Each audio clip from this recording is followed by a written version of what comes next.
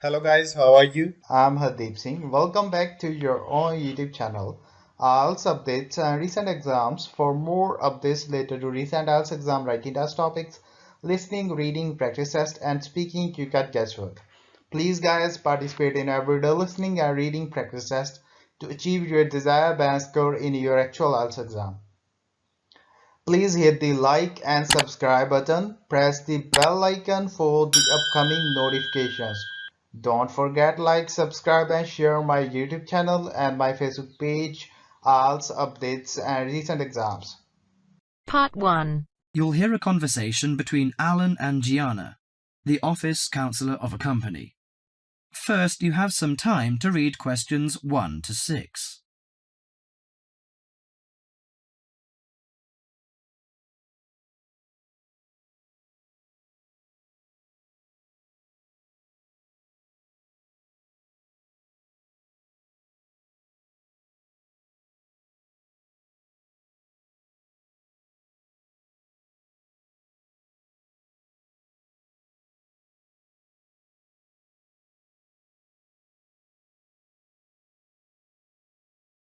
What's up, Gianna? You look like you're in bad shape. Yes, maybe I'll get sick leave from the boss and finally catch up on some sleep. I've barely eaten and slept in days. Those are warning signs of occupational stress. How are things at work? Terrible. After all the layoffs lately, the workload is totally overwhelming for everyone that's left. So I spend every waking moment in the office. I'm kept busy all the time. So you need to take a few minutes break every so often to clear and refresh your mind. But my boss will complain I'm not hard-working. She's so capricious that you can't predict her reaction sometimes. Maybe your boss just doesn't have a clue about how much you're really doing. Keep her updated on your achievements and projects. Also insist that she prioritize everything so you can manage your time better. That's right. I suppose that would help me regain some sense of control, but I'm afraid that she'll take that as a sign of laziness and give me the axe. So take the initiative and hit the job hunting trail now. You'll be surprised at how many opportunities are out there. That's encouraging. Anyway, you should cheer up and get rid of the situation. You know, according to a survey, about 40% of all people find their work very stressful, and 25% develop mental or physical diseases. Before you hear the rest of the conversation, you have some time to look at questions 7 to 10.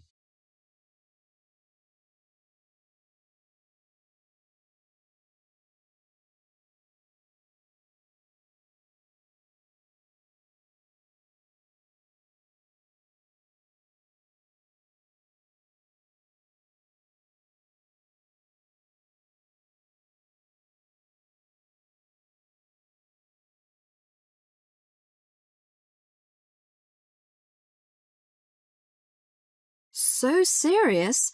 I didn't know that. How do the problems start? You know, they start when conflicts at work induces stress. Your body reacts by flooding the bloodstream with hormones that tense up your muscles and increase your blood pressure. This is meant to save you in a fight or flight situation, but leads to a host of illnesses, ranging from insomnia and headaches to heart attacks, when it occurs regularly over an extended period of time. What should I do to prevent such things happening?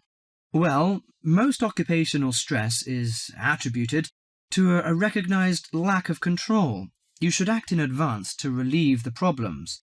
For example, you should actively pursue career opportunities rather than quietly worry about getting fired.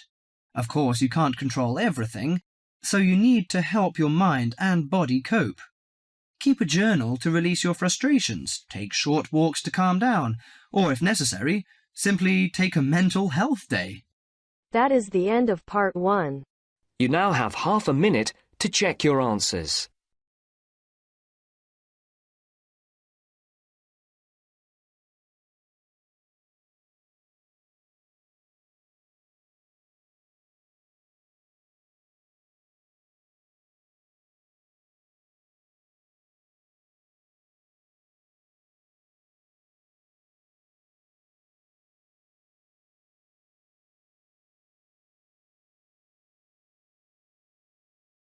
Now turns to part 2.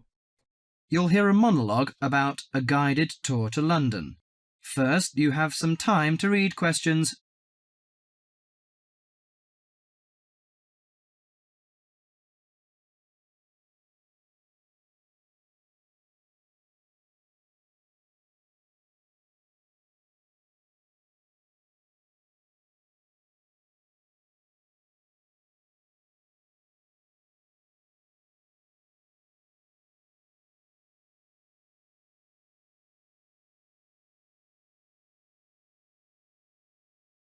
Hello, can I just have your attention for a minute?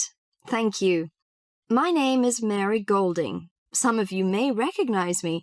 I used to be a lecturer here at the college, but I changed jobs last year, and now I work as the student officer. Okay, well, I'm in today to tell you about a guided tour that we've got going to, London. Well, this will be a good chance for those of you who haven't been to London before to have a look at this beautiful city. I think those of you who come will thoroughly enjoy it. The trip is going to be for 5 days, from the 31st of March, which is a Saturday, to the 4th of April, the following Wednesday.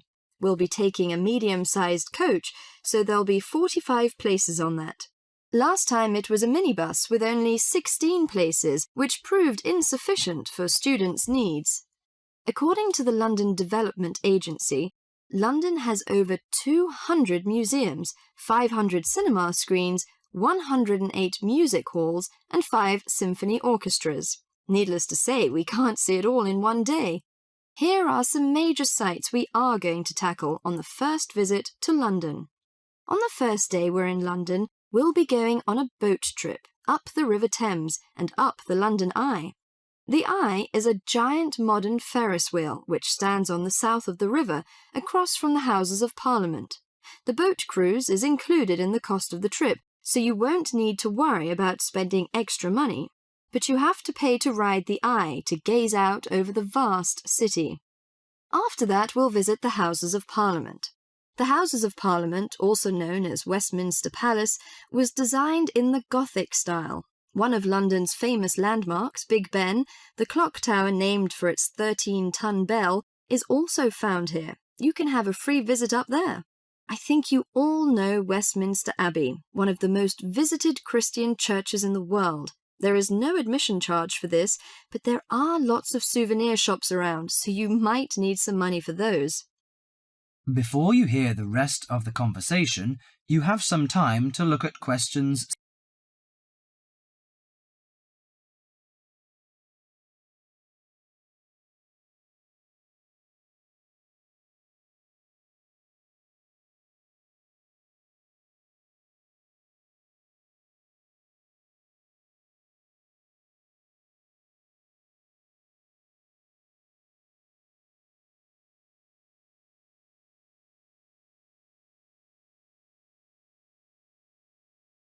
On the second day, we'll be going to the British Museum. The oldest museum in the world is also the most visited site in London.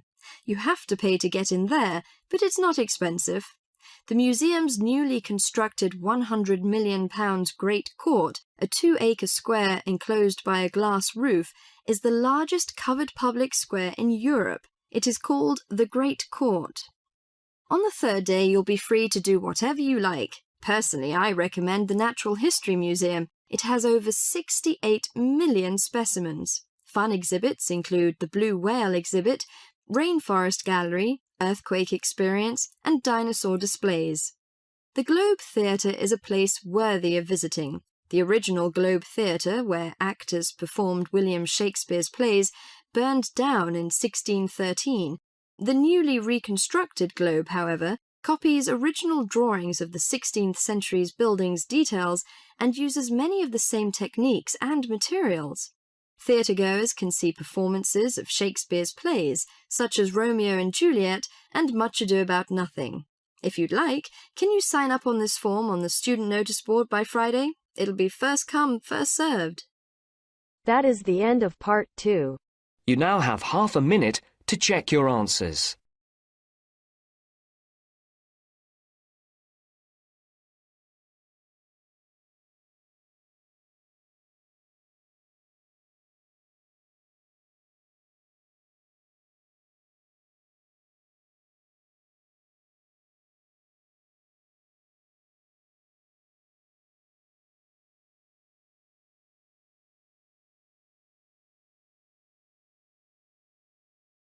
Now turns to part 3.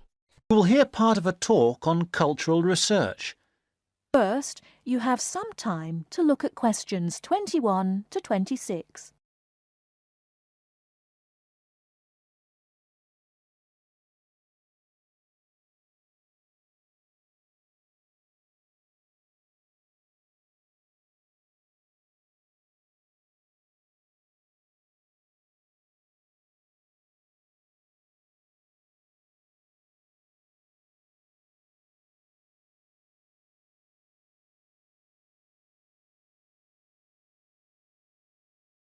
Having referred briefly to the general definition of culture, I want to move on to an example of cultural research in action, a real example of what researchers into culture are doing.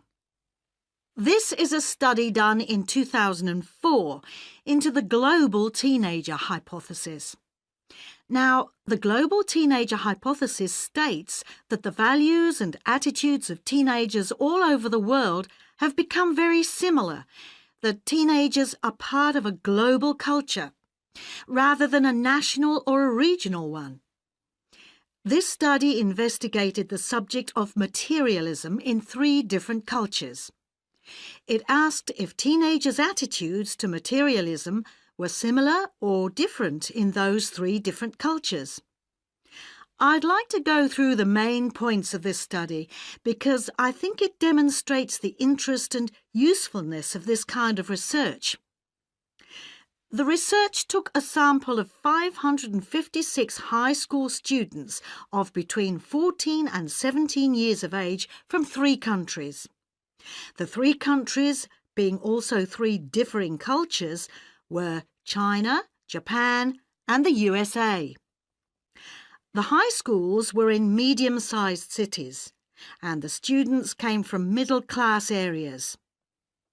There were 172 respondents from China, 168 from Japan, and 216 from the USA. The students were asked to reply to a questionnaire or survey, which consisted of 7 statements. They were asked to say if they agreed or disagreed with the statements. The questionnaire was filled in during the students' regular class time. I'll give you some examples of the statements in the questionnaire. And, by the way, if you want to look into this in further detail, I've got the reference here. Let me see. Oh yes, it's the International Journal of Consumer Studies, Volume 28, Number 4, of September 2004. The first statement was, "It is really true that money can make you happy." Respondents were asked, as they were asked about all the statements, to give their answer on a scale of 1 to 7. 1 on the scale indicated, "I strongly disagree." 4 on the scale was neutral. And 7 on the scale was, "I strongly agree." The second statement was, "My dream in life is to be able to own expensive things." And the 5th was, "Having the right possessions is the most important thing in life." Let's look at some of the results. Before you hear the rest of the talk, you have some time to look at questions 27 to 30.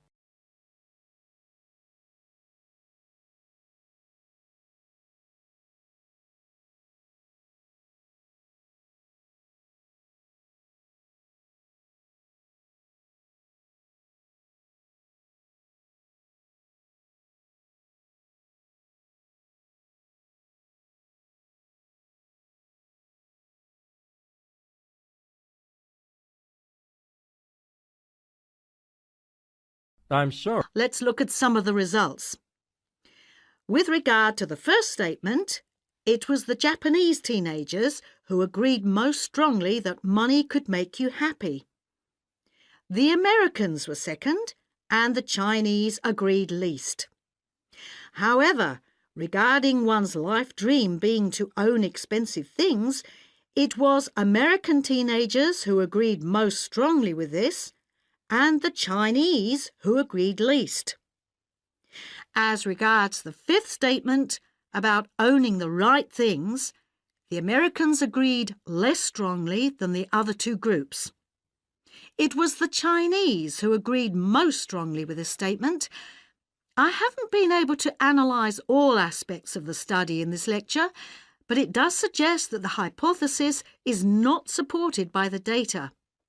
It may be that the culture of the USA is more individualistic, whereas the Chinese culture is more collectivist or communitarian. However, it does not seem to support the global teenager hypothesis. As always, this is something on which we need to carry out more research. That is the end of part 3. You now have half a minute to check your answers.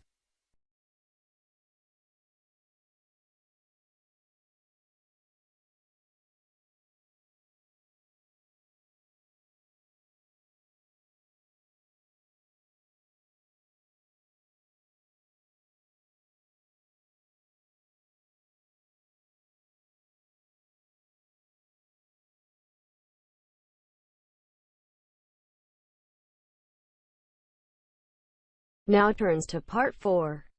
You'll hear a lecturer talking about the International English Language Teaching System, IELTS.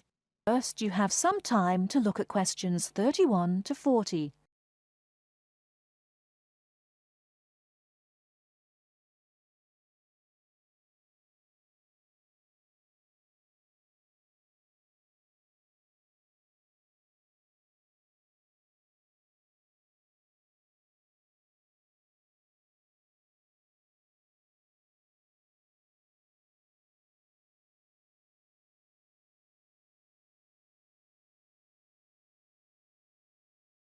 Hello everyone. Now, the International English Language Testing System exam, or IELTS as it's better known, is one of the most successful and popular English language exams in the world today. What we're going to look at now is the history of IELTS and how it came to be so successful.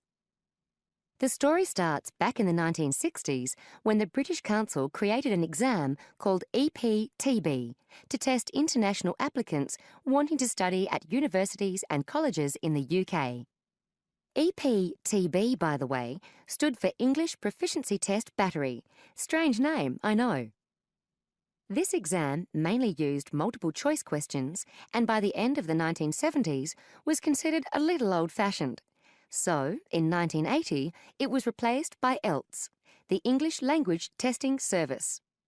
This new exam was much more modern in approach. It was much more communicative, for example, and was intended to reflect how language was used in the real world, particularly in the academic context of universities and colleges. However, during the 1980s, the number of candidates taking the test was quite low. For example, only 4,000 people took the test in 1981. It's true that this had risen to 10,000 by 1985, but if you compare that to the number of candidates who take IELTS each year these days, more than 1 million, you can see why they considered it to be quite small. There were also some practical problems with the test. So, in 1987, it was decided to conduct a review, leading to a revised version of the exam. This was introduced in 1989 under its new name, IELTS. Over the next few years, the number of candidates increased rapidly. In 1995, there were over 43,000 candidates, and it was possible to take the test in any one of 210 test centres around the world. 1995 was also the year of the next revision to the exam, which simplified the reading module and also improved exam administration. Further minor changes followed. The speaking module was altered in 2001, and the criteria for marking the writing tasks were revised in 2005. In the same year, a computerised version of the exam was offered at certain test centres.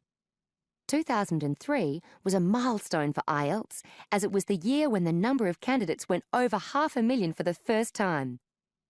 There's no doubt that today, with, as we said, a candidature more than double what it was back in 2003, IELTS is a major player in the highly competitive industry of English language examinations.